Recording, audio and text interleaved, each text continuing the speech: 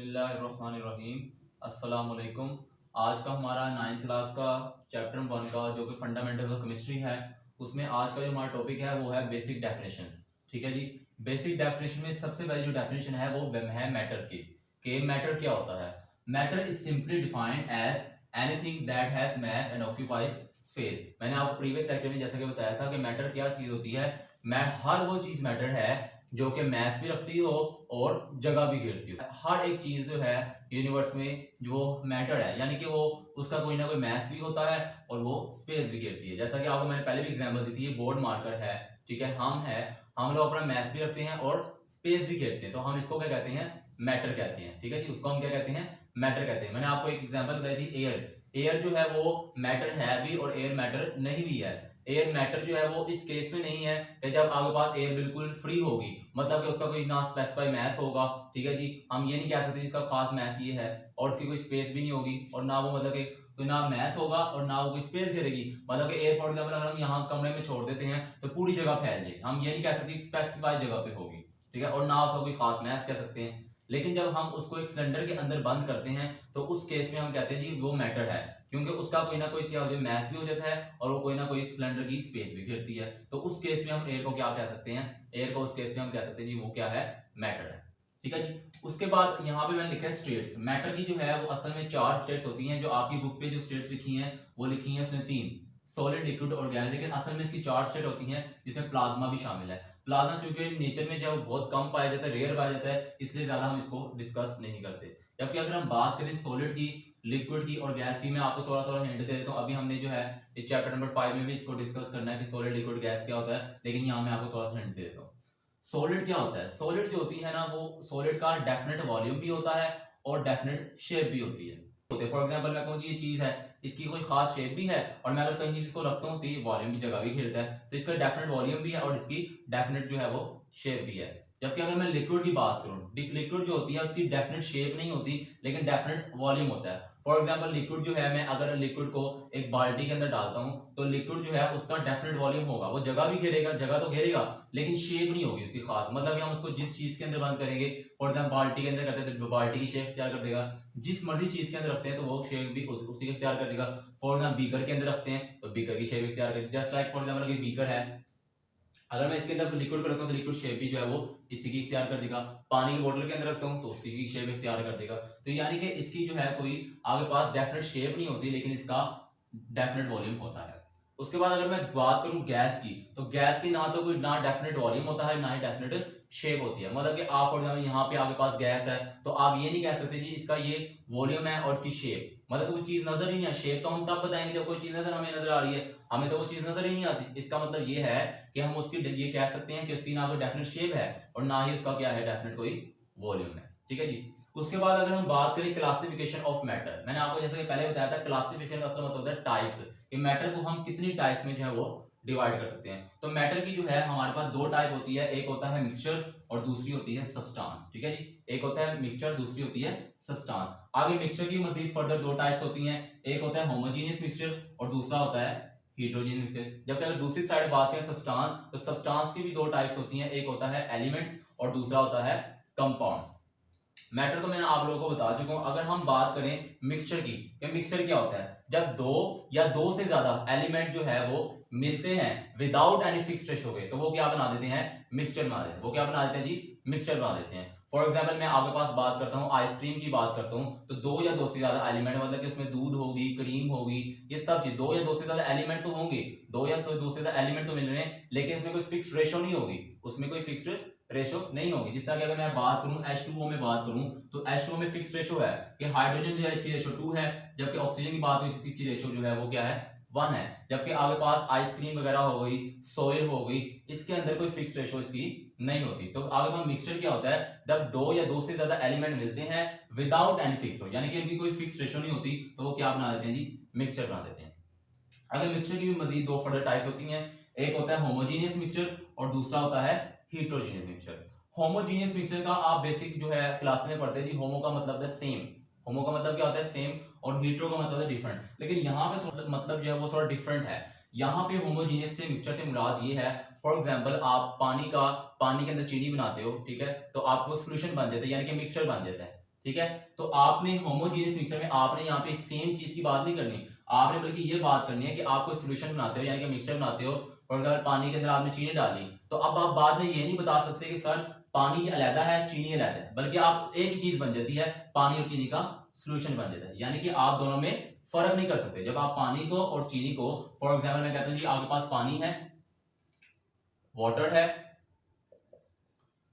और शुगर है, वाटर और शुगर को जब आप हल करते हो तो एक मिक्सचर बन जाता है, ये आपस में हल हो जाते हैं। तो आप इसको एक नाम, एक अलग चीज का नाम देते हो सोल्यूशन का। आप ये नहीं कह सकते कि सर जी ये चीज सोल्यूशन है, ये क्या है शुगर। तो ऐसी चीज जिसमें हम दो चीजों में फर्क ना कर सकें, एक ही चीज कहें तो उसको हम क्या कहते हैं जी, होमोजीनियस मिक्सचर कहते हैं। जबकि अगर हम बात करें हीटरोजीनियस मिक्सचर की बात करें, तो हीटरोजीनियस मिक्सचर जो ऐसा मिक्सचर होता है जिसमें आप दो चीजों में फर्क कर सकते हैं। फॉर एग्जाम्पल आप पानी के अंदर जो चौक होता है आप वो डालते हो, तो आप हम मुझे बता सकते हो कि आपके पास सर चौक जो है वो नीचे बैठ जाएगा, पानी जो है वो ऊपर होगा, तो आप कहोगे सर ये पानी है और ये क्या है, चौक है। फॉर एग्जाम्पल आपको एक और आपको इसी तरह बना के दिखाता हूँ। फॉर एग्जाम्पल आपने जब आप वाटर डालोगे इसमें और चौक ऐड करोगे, तो चौक जो होगा वो नीचे बैठ जाएगा, जो चौक होगा वो नीचे बैठ जाएगा और पानी जब ऊपर। तो आप मुझे बता सकते हैं सर ये पानी है ये चौक है, यानी इन दोनों में हम डिफरेंशिएट कर सकते हैं। तो वो मिक्सचर की वो टाइप जिसमें हम दो चीजों में डिफरेंशिएट कर सकते हैं, उस चीज को हम बोलते हैं हीटरोजीनियस। यहाँ पे होमोजीनियस जो हम लफ्ज यूज करते हैं सेम और डिफरेंट, यहाँ पे वो मतलब हरगिज नहीं है।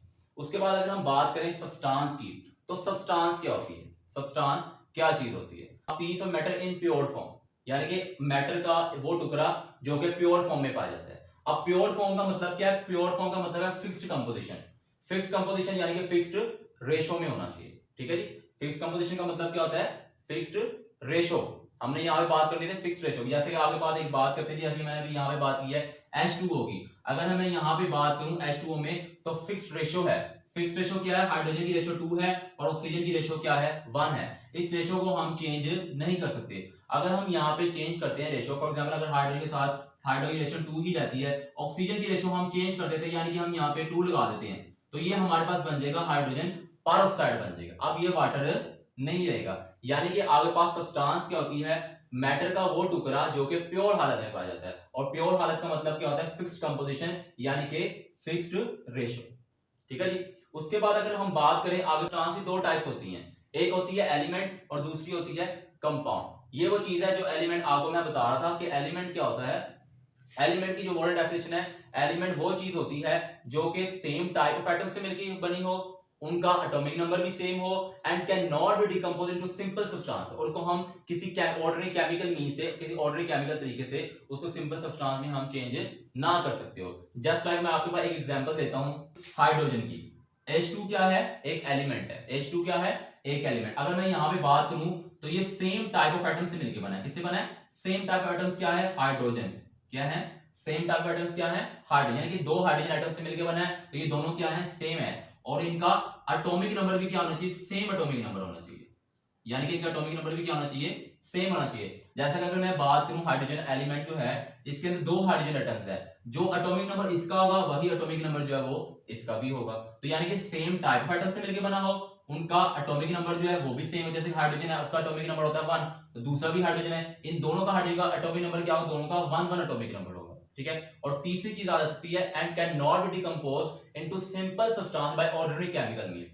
फॉर एग्जांपल मैं आपके पास कहता हूं जी H2 है, आप इसको डिकम्पोज करके आप इसको इस तरह नहीं बता सकते कि आपके पास हाइड्रोजन एलाइड मतलब किसी और चीज में अलग हम कर सकते हो। जिस तरह कि हम आपके पास सोडियम क्लोराइड है, उसको हम सेपरेट करें, आपके पास सोडियम क्लोराइड का डिकम्पोजिशन करें तो सोडियम आयन अलग हो जाता है, प्लस क्लोराइड क्या हो जाता है, अलग हो जाता है। लेकिन इसमें देखिए जैसे सोडियम अलग हो रहा है, क्लोराइड अलग हो रहा है, लेकिन इसके केस में हम अलग नहीं कर सकते, तो इसको हम क्या बोलते हैं, एलिमेंट बोलते हैं, जबकि इसको क्या बोलते हैं, आयनिक कंपाउंड बोलते हैं, ठीक है जी। तो आगे पर एलिमेंट की डेफिनेशन आप क्या कर सकते हो, element is defined as which is made up of same type of atoms having same atomic number and can not be decomposed into simple substances by ordinary chemical means, ठीक है जी। दूसरी type की substance की है वो होती है compound, यानी कि जब दो या दो से ज्यादा एलिमेंट मिलते हैं, जब दो या दो से ज्यादा एलिमेंट मिलते हैं विद फिक्स्ड रेशो के साथ मिलते हैं, तो वो क्या बना देते हैं, कंपाउंड बना देते हैं। मिक्सचर के केस में मैंने आपको कहा था दो या दो से ज्यादा एलिमेंट मिलते हैं विदाउट एनी फिक्स्ड रेशियो, लेकिन यहाँ पे क्या है, दो या दो से ज्यादा एलिमेंट मिलते हैं with fixed ratio, without fixed ratio नहीं।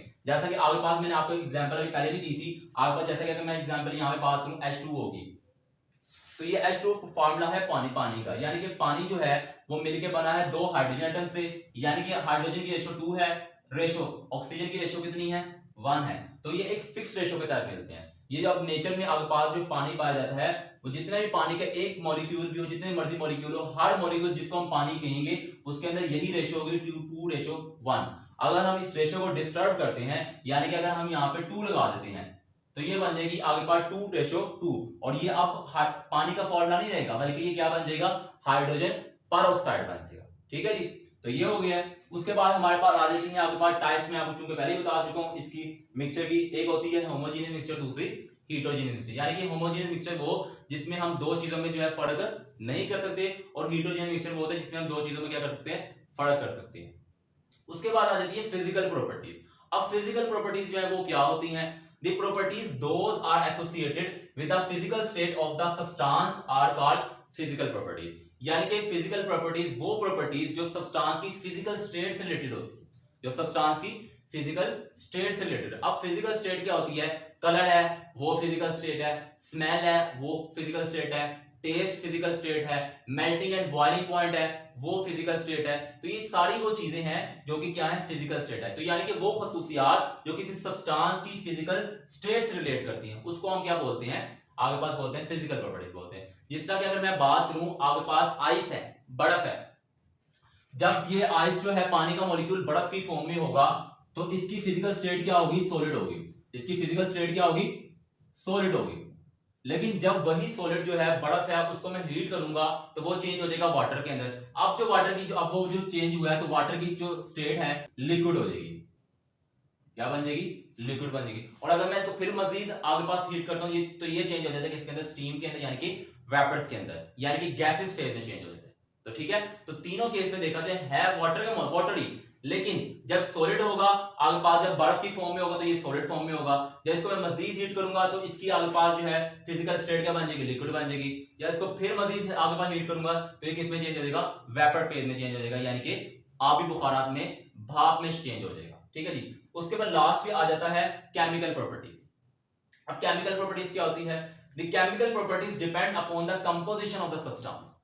केमिकल प्रॉपर्टीज जो है वो प्रॉपर्टीज होती हैं जो कि एक सब्सटेंस की कंपोजिशन पर डिपेंड करती है, जो कि सब्सटेंस की कंपोजिशन पर डिपेंड करती है। जस्ट लाइक जैसे कि मैंने आपको अभी समझाया, फॉर एग्जांपल H2O है, इसकी कंपोजिशन क्या है जी, इसकी कंपोजिशन ये है, आगे पास ये हाइड्रोजन एटम से मिलकर बना है और ये ऑक्सीजन एटम से मिलकर बना है। एक तो इसकी कंपोजिशन ये है। दूसरा केमिकल प्रॉपर्टीज का एक मतलब ये भी होता है, रिएक्शंस की बात भी करती है, कि मतलब एक वो जो आगे सब्सटेंस है उसके रिएक्शन की बात करते हैं, कि वो रिएक्शन करेगा तो क्या चीज बनाएगा, हम इसके अंदर ये बात भी करते हैं। ठीक है जी। जिस तरह के मैंने यहाँ पे लिखा, decomposition of water is a chemical change, its composition changes and a new substances are formed.